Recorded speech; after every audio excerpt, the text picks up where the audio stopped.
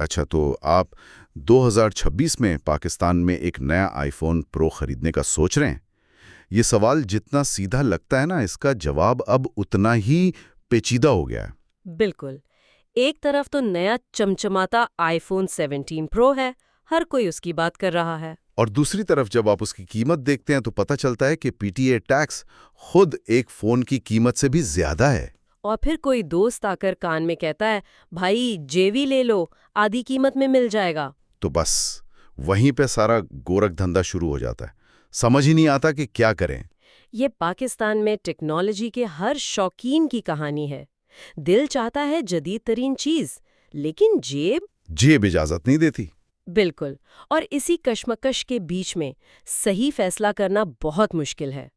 آج ہم اسی الجھن کو سلجھانے کی کوشش کریں گے۔ ٹھیک ہے۔ ہمارا مقصد صرف یہ بتانا نہیں ہے کہ کون سا فون اچھا ہے، بلکہ یہ سمجھنا ہے کہ پاکستانی خریدار کے لیے کون سا فون کس حالت میں اور کس قیمت پر سب سے سمجھداری کا سودا ہے۔ بالکل، یعنی ہم صرف فیچرز کی بات نہیں کریں گے، بلکہ اس پورے ایکو سسٹم کو سمجھیں گے جو پاکستان میں بن چکا ہے، پی ٹی اے، نان پی ٹی اے اور یہ جیو۔ تو آئیے اس کا گہرائی سے جائزہ لیتے ہیں اور دیکھتے ہیں کہ 2026 میں آپ کے لیے بہترین آئی فون کون سا ہے۔ ہم نے چیزوں کو آسان بنانے کے لیے آئی فون پرو ماڈلز کو 3 درجوں میں تقسیم کیا ہے: گولڈ، سلور اور برونز۔ ٹھیک ہے۔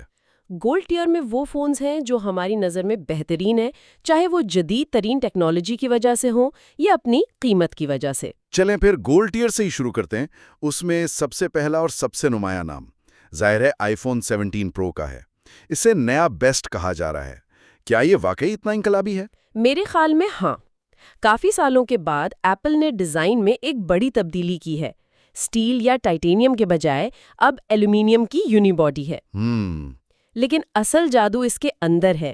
پہلی بار کسی آئی فون میں ویپر چیمبر کولنگ سسٹم ڈالا گیا ہے۔ اچھا، ویپر چیمبر کولنگ، یہ لفظ تو میں نے زیادہ تر گیمنگ فونز کے ساتھ سنا ہے۔ عام استعمال کرنے والے کے لیے اس کا کیا مطلب ہے؟ دیکھیں، یہ ایک بہت بڑی تبدیلی ہے۔ پہلے آئی فونز، خاص طور پر پرو ماڈلز، بھاری کاموں جیسے 4K ویڈیو ایڈیٹنگ یا مسلسل گیمنگ کے بعد گرم ہو کر سست ہو جاتے تھے۔ ہاں، یہ مسئلہ تو تھا کافی۔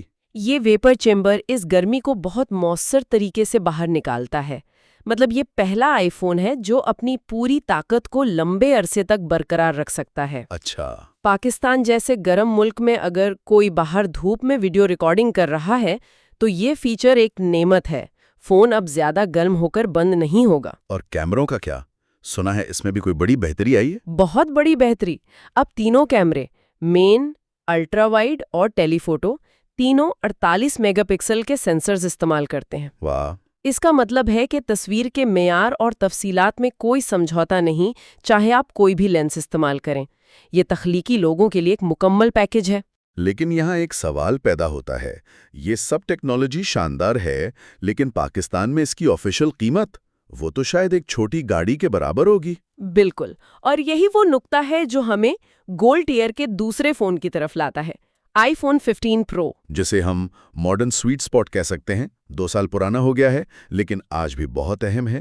میرے لیے تو اس کی سب سے بڑی خاصیت USB-C پورٹ تھی۔ ہاں، ایسا لگا جیسے ایپل کو مجبوراً یہ قدم اٹھانا پڑا۔ ہاں، لیکن انہوں نے اس مجبوری کو بھی اپنی طاقت بنا لیا۔ یہ صرف چارجنگ پورٹ نہیں ہے، اس کی تیز رفتار ڈیٹا ٹرانسفر کی صلاحیت فوٹوگرافرز اور ویڈیوگرافرز کے لیے ایک گیم چینجر ہے۔ صحیح، لیکن میرے خیال میں 2026 میں اس کی اصل اہمیت اس کی ایپل انٹیلیجنس کو سپورٹ کرنے کی صلاحیت ہے۔ آپ نے ایک اہم نقطہ اٹھایا۔ ایپل انٹیلیجنس کا ذکر تو بہت ہوتا ہے، لیکن اس کا عملی مطلب کیا ہے؟ مطلب صارف کو کیا فرق پڑتا ہے؟ اس کا مطلب یہ ہے کہ فون کے اندر موجود چپ اتنی طاقتور ہے کہ وہ ایپل کے جدید ترین مصنوعی ذہانت والے فیچرز چلا سکے۔ اچھا۔ 2026 تک آئی او ایس کے بہت سے بنیادی فیچرز جیسے سری کی بہتر صلاحیتیں، فوٹو ایڈیٹنگ کے نئے ٹولز، نوٹیفیکیشنز کو منظم کرنے کا طریقہ، یہ سب اسی اے آئی پر انحصار کر رہے ہوں گے۔ یعنی جس فون میں یہ صلاحیت نہیں، وہ 2 سال میں پرانا محسوس ہونے لگے گا۔ بالکل۔ 15 پرو اس لحاظ سے مستقبل کے لیے ایک محفوظ سرمایہ کاری ہے۔ یعنی titanium body, action button, USB-C اور مستقبل کی ٹیکنالوجی کا ساتھ، یہ واقعی ایک مکمل پیکج لگتا ہے، لیکن اگر کسی کا بجٹ اس سے بھی کم ہو، کیا گولڈ ٹیئر میں ان کے لیے بھی کوئی جگہ ہے؟ بالکل ہے، اور یہ شاید ہماری فہرست کا سب سے حیران کن نام ہے، iPhone 13 pro. Budget legend. جی، بجٹ لیجنڈ۔ یہ سن کر عجیب لگ سکتا ہے کہ 2021 کا فون 2026 میں کیوں خریدا جائے، لیکن اس کی ایک بہت ٹھوس وجہ ہے۔ میں جاننا چاہوں گا۔ میرے خیال میں اس کی سب سے بڑی وجہ اس کا 120 ہرٹز پرو موشن ڈسپلے ہے۔ یہ وہ پہلا پرو ماڈل تھا جس نے یہ فیچر متعارف کرایا تھا، ہے نا؟ آپ نے بالکل صحیح پکڑا۔ وہ 120 ہرٹز ڈسپلے ہی اس کی سب سے بڑی طاقت ہے۔ آج بھی وہ استعمال میں بہت شاندار محسوس ہوتا ہے۔ جب آپ اس پر سوشل میڈیا اسکرول کرتے ہیں یا ایپس کے درمیان سوئچ کرتے ہیں تو اس کی ہمواری آج کے مہنگے فونز کا مقابلہ کرتی ہے۔ یہ کم بجٹ میں ایک مکمل فلیگ شپ تجربہ ہے۔ صحیح۔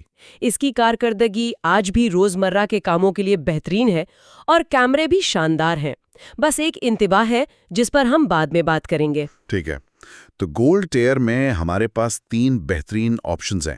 17 پرو اگر بجٹ کا کوئی مسئلہ نہیں، 15 پرو ایک متوازن اور جدید انتخاب، اور 13 پرو بہترین قیمت کے لیے۔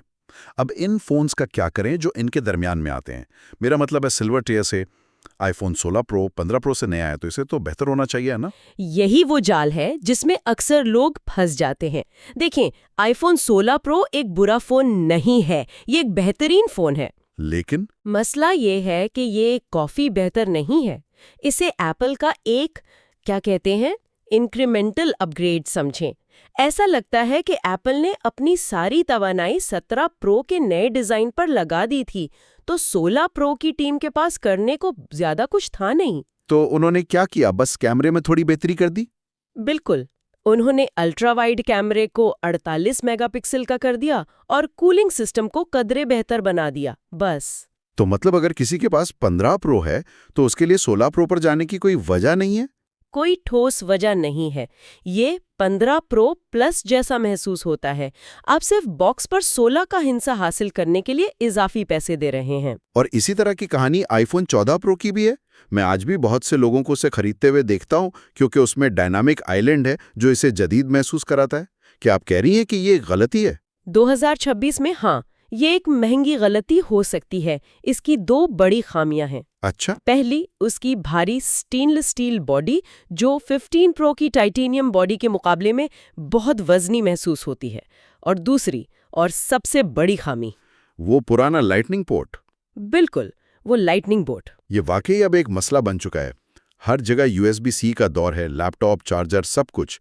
ایسے میں ایک الگ کیبل ساتھ رکھنا واقعی پریشانی ہے۔ یہ صرف پریشانی نہیں، یہ ایک سمجھوتا ہے۔ آپ تیز ڈیٹا ٹرانسفر سے محروم رہتے ہیں اور آپ کو ہمیشہ ایک پرانی کیبل تلاش کرنی پڑتی ہے۔ صحیح۔ 14 پرو اور 16 پرو دونوں اچھے فون ہیں، لیکن وہ ایک عجیب جگہ پر پھنس گئے ہیں۔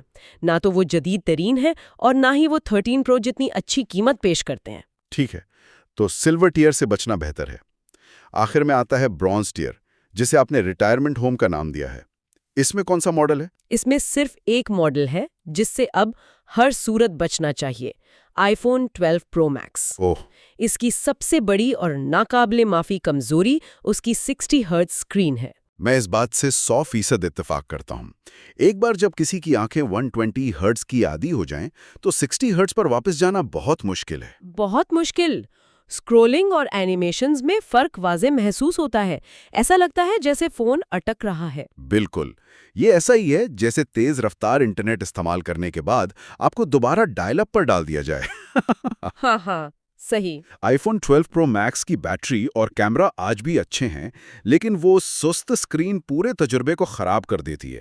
اسے صرف اور صرف تب خریدنے کا سوچیں اگر یہ انتہائی سستا مل رہا ہو اور کسی کو صرف ویڈیوز دیکھنے کے لیے ایک بڑی اسکرین کی ضرورت ہو، ورنہ اپنے پیسوں کو بچائیں۔ تو یہ تو ہو گئے ماڈلز کے تجزیے، لیکن جیسا کہ ہم نے شروع میں کہا تھا، پاکستان میں فون خریدنے کی کہانی یہاں ختم نہیں ہوتی۔ نہیں، بالکل نہیں۔ اصل کھیل تو اب شروع ہوتا ہے جب آپ ان ماڈلز کو پاکستانی مارکیٹ میں تلاش کرتے ہیں۔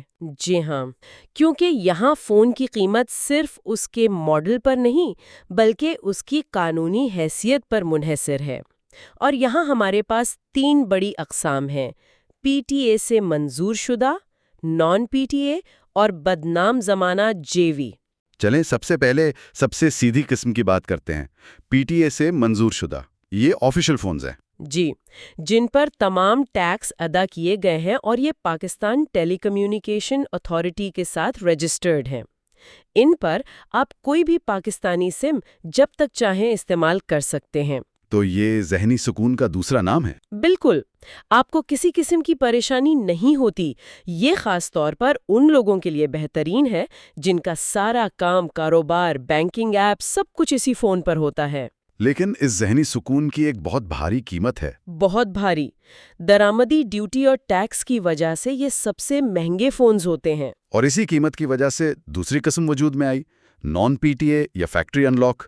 یہ فونز اصلی ہوتے ہیں؟ یہ بالکل اصلی ہوتے ہیں، فیکٹری سے ان لاک، لیکن ان کا ٹیکس ادا نہیں کیا گیا ہوتا۔ اچھا، تو یہ کام کیسے کرتے ہیں؟ ان کا اصول سادہ ہے۔ جب آپ ان میں پاکستانی سم ڈالتے ہیں تو ہر سم سلاٹ آپ کو 60 دن کا وقت دیتا ہے۔ 60 دن؟ جی، چونکہ آئی فونز میں عام طور پر 2 سم کی سہولت ہوتی ہے، ایک فزیکل اور ایک ای سم، تو آپ کو کل 4 ماہ کا وقت مل جاتا ہے۔ اور اس کے بعد؟ اس کے بعد فون پر نیٹ ورک بلاک ہو جاتا ہے، لیکن فون وائی فائی پر بالکل پہلے کی طرح کام کرتا رہتا ہے۔ تو یہ کن لوگوں کے لیے ایک اچھا آپشن ہے؟ یہ ان لوگوں کے لیے ایک بہترین درمیانی راہ ہے جو پیسے بچانا چاہتے ہیں۔ وہ آئی فون کو اپنے بنیادی کاموں، کیمرے اور ایپس کے لیے استعمال کرتے ہیں۔ اور کالز کے لیے کوئی دوسرا فون رکھ لیتے ہیں؟ بالکل، ایک سستی 4G ڈیوائس یا ایک دوسرا سستا فون۔ وہ اس ڈیوائس کا ہاٹ اسپاٹ آن کر کے آئی فون کو انٹرنیٹ سے جوڑے رکھتے ہیں۔ تھوڑی سی پریشانی کے بدلے میں لاکھوں روپے کی بچت ہوتی ہے۔ ٹھیک ہے، یہ بہت دلچسپ ہے۔ اور پھر آتی ہے تیسری اور سب سے پراسرار قسم، جے وی یعنی جوائنٹ وینچر۔ یہ کیا بلا ہے؟ جے وی دراصل ایک غلط اصطلاح ہے۔ اصل میں یہ سم لاکڈ فونز ہوتے ہیں۔ یہ عام طور پر امریکہ، برطانیہ یا جاپان سے درآمد کیے جاتے ہیں اور وہاں کے کسی ایک نیٹ ورک جیسے ٹی موبائل یا ورائزن پر لاک ہوتے ہیں۔ یعنی وہ صرف اسی کمپنی کی سم پر چل سکتے ہیں؟ اور سب سے اہم بات، انہیں پاکستان میں پی ٹی اے سے منظور نہیں کرایا جا سکتا۔ نہیں کرایا جا سکتا؟ چاہے آپ ٹیکس ادا کرنا بھی چاہیں۔ اچھا۔ کیونکہ وہ تکنیکی طور پر کسی اور نیٹ ورک پر چلنے کے لیے بنے ہی نہیں ہیں، تو یہ سب سے سستے ہوتے ہیں۔ اکثر آپ کو ایک pro model P T A phone کی آدھی سے بھی کم قیمت پر مل جاتا ہے۔ لیکن پھر اس کا فائدہ کیا اگر سم ہی نہیں چلتی؟ اس کا فائدہ یہ ہے کہ یہ بنیادی طور پر ایک آئی پوڈ ٹچ یا ایک بہت اعلیٰ معیار کے کیمرے کے طور پر کام کرتا ہے۔ آپ اسے صرف وائی فائی پر استعمال کر سکتے ہیں۔ میرے ایک دوست نے اپنے یوٹیوب چینل کے لیے ایک جے وی فون خریدا تھا، صرف ویڈیوز بنانے کے لیے۔ اس کا کہنا تھا کہ اس قیمت میں اسے اس سے بہتر کیمرہ نہیں مل سکتا تھا۔ اور یہی اس کا صحیح استعمال ہے۔ یہ ایک جوا ہے، لیکن اگر آپ کو سم کی ضرورت ہی نہیں تو یہ ایک ناقابل یقین حد تک سستا آپشن ہے۔ تو فیصلہ مکمل طور پر صارف کی ضروریات پر منحصر ہے۔ بالکل، ذہنی سکون، تھوڑی پریشانی کے ساتھ بچت یا بہت بڑی بچت کے ساتھ بڑی پابندی۔ آئیے اب ان تینوں اقسام کی قیمتوں کا موازنہ کرتے ہیں تاکہ فرق واضح ہو سکے۔ ہم فروری 2026 کی متوقع قیمتوں پر بات کر رہے ہیں۔ آئی فون 13 پرو سے شروع کرتے ہیں۔ آئی فون 13 پرو کا جے وی ماڈل تقریباً 95,000 روپے سے شروع ہو رہا ہے۔ ٹھیک ہے۔ اگر آپ نان پی ٹی اے ورژن لیتے ہیں تو وہ 1,35,000 کا ملے گا، اور وہی فون اگر آپ پی ٹی اے سے منظور شدہ خریدتے ہیں تو اس کی قیمت 2,10,000 سے بھی زیادہ ہوگی۔ ایک منٹ، یعنی ایک ہی فون کے آفیشیل اور جے وی ورژن میں 1,00,000 روپے سے زیادہ کا فرق؟ جی، یہی حقیقت ہے۔ ناقابل یقین۔ اب آئی فون 15 پرو کو دیکھتے ہیں۔ 15 پرو کا جے وی ماڈل 1,65,000 سے شروع ہوتا ہے۔ نان پی ٹی اے کی قیمت 2,30,000 کے قریب ہے، اور اگر آپ آفیشیل پی ٹی اے سے منظور شدہ ماڈل خریدتے ہیں تو آپ کو 3,50,000 یا اس سے بھی زیادہ ادا کرنے ہوں گے۔ 2,00,000 روپے، یا فرق تقریباً 2,00,000 روپے تک پہنچ جاتا ہے۔ جی، یہ پاکستانی مارکیٹ کی اصل کہانی ہے۔ ایک ہی ڈیوائس کی قیمت میں اتنا بڑا فرق صرف ٹیکس کی وجہ سے ہے۔ اور اگر ہم نئے آئی فون 17 پرو کی بات کریں تو وہاں فرق اور بھی زیادہ ہوگا۔ اندازہ ہے کہ 17 پرو کا جے وی ماڈل 2,60,000 سے شروع ہو سکتا ہے۔ نان پی ٹی اے ورژن 4,15,000 کے قریب ہوگا، اور پی ٹی اے سے منظور شدہ ورژن وہ 5,30,000 سے بھی اوپر جائے گا۔ تقریباً 3 لاکھ روپے کا فرق؟ جی، یہ صارفین کو مجبور کرتا ہے کہ وہ تخلیقی حل تلاش کریں، جیسے نان پی ٹی اے فون کے ساتھ ایک سیکنڈری ڈیوائس استعمال کرنا۔ بالکل، لیکن یہاں ایک اہم انتباہ دینا ضروری ہے، خاص طور پر ان لوگوں کے لیے جو آئی فون 13 پرو خریدنے کا سوچ رہے ہیں۔ اس ماڈل میں گرین سکرین کا ایک مسئلہ بہت عام ہوا ہے۔ ہاں، یہ ایک ہارڈ ویئر کا مسئلہ ہے جہاں ڈسپلے اچانک سبز ہو جاتا ہے۔ پاکستان میں استعمال شدہ فون خریدتے وقت خاص طور پر 13 پرو ڈسپلے کو بہت اچھی طرح چیک کریں۔ سنا ہے کچھ دکانیں اس کا کوئی حل بھی نکالتی ہیں؟ وہ ڈسپلے پیچنگ نامی ایک غیر مستقل حل پیش کرتی ہیں، لیکن یہ ایک بہت خطرناک حل ہے۔ اس سے بچنا ہی بہتر ہے کیونکہ یہ مسئلے کو جڑ سے ختم نہیں کرتا اور بعد میں دوبارہ آ سکتا ہے۔ ٹھیک ہے، تو اس تمام معلومات کی روشنی میں حتمی سفارشات کیا ہیں؟ اگر کوئی آج 2026 میں ایک آئی فون پرو خریدنا چاہتا ہے تو اسے کیا کرنا چاہیے؟ میرے خیال میں ہم اسے 3 قسم کے خریداروں کے لیے تقسیم کر سکتے ہیں۔ پہلا وہ جسے بہترین قیمت چاہیے، یعنی بیسٹ ویلیو۔ ٹھیک ہے، اس کے لیے آئی فون 13 پرو کا نان پی ٹی اے ورژن ایک شاندار انتخاب ہے۔ اس کے ساتھ کالز کے لیے ایک چھوٹی آئیکوز ڈیوائس یا کوئی بھی سستا فون استعمال کیا جا سکتا ہے۔ کم قیمت میں ایک مکمل فلیگ شپ تجربہ۔ بالکل۔ ٹھیک ہے، اور دوسرا خریدار جو ایک جدید فلیگ شپ چاہتا ہے لیکن بہت زیادہ پیسے بھی خرچ نہیں کرنا چاہتا؟ اس کے لیے آئی فون 15 پرو بہترین ہے، خاص طور پر اس کے USB-C پورٹ اور ایپل انٹیلیجنس کی سپورٹ کی وجہ سے یہ 2026 اور آنے والے سالوں کے لیے ایک بہت محفوظ انتخاب ہے۔ اس کا نان پی ٹی اے ورژن خریدنا ایک بہت ہی سمجھداری کا سودا ہو سکتا ہے۔ اور آخر میں وہ خریدار جس کے لیے بجٹ کوئی مسئلہ ہی نہیں ہے؟ اس کے لیے جواب بہت سیدھا ہے، آئی فون 17 پرو پی ٹی اے سے منظور شدہ۔ کوئی سمجھوتا نہیں؟ کوئی سمجھوتا نہیں۔ یہ کارکردگی، ڈیزائن اور سٹیٹس کی حتمی علامت ہے۔ یہ ان لوگوں کے لیے ہے جو بہترین تجربہ چاہتے ہیں، چاہے اس کی کوئی بھی قیمت ادا کرنی پڑے۔ تو یہ واضح ہے کہ فیصلہ صرف فون کے ماڈل کا نہیں ہے، یہ اس بات کا بھی ہے کہ کوئی پاکستانی مارکیٹ کے انوکھے اصولوں کے ساتھ کیسے چلنا چاہتا ہے اور کتنا رسک لینے کو تیار ہے۔ آج کی گفتگو سے یہ بات بالکل صاف ہے کہ پاکستان میں آئی فون خریدنا صرف ایک ٹیکنالوجی کا فیصلہ نہیں، بلکہ یہ ایک معاشی اور طرز زندگی کا فیصلہ بھی ہے۔ ہر آپشن کے اپنے فائدے اور نقصانات ہیں، اور جو انتخاب ایک شخص کے لیے بہترین ہے وہ دوسرے کے لیے بالکل غلط ہو سکتا ہے۔ اور آخر میں سوچنے کے لیے ایک بات، جس طرح پی ٹی اے سے منظور شدہ اور نان پی ٹی اے فونز کی قیمتوں میں زمین آسمان کا فرق ہے، یہ ایک اہم سوال اٹھاتا ہے۔ کیا ایک موقع پر آ کر آفیشیل منظوری حاصل کرنے کا ذہنی سکون خود ایک عیاشی بن جاتا ہے؟